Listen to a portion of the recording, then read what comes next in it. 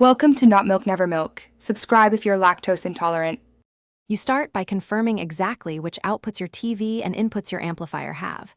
This dictates the path. Once done, gather matching cables and any DAC or adapter. Digital outputs need a DAC if your amp is analog. Make sure the TV and amp are powered off when you connect physical cables to avoid pops. Also check TV audio settings so you can switch from internal speakers to the external output. We'll set that next to ensure signal routing is correct.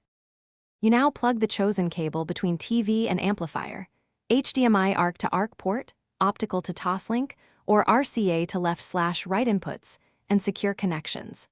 Once connected, turn both devices on and navigate TV audio output settings.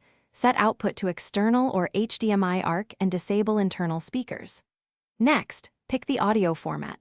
Choose PCM if the amp cannot decode surround bitstream. Otherwise, use bitstream for encoded formats. Finally, select the corresponding input on the amp and slowly raise volume to confirm signal. You finish by testing multiple sources.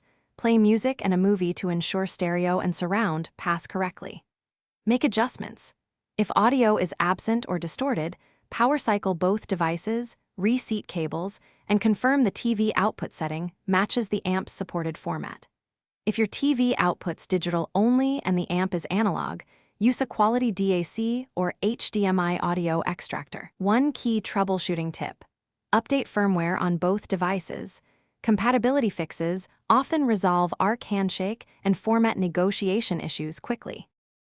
Thanks for watching. If this was helpful, leave a like and consider subscribing. See you next time.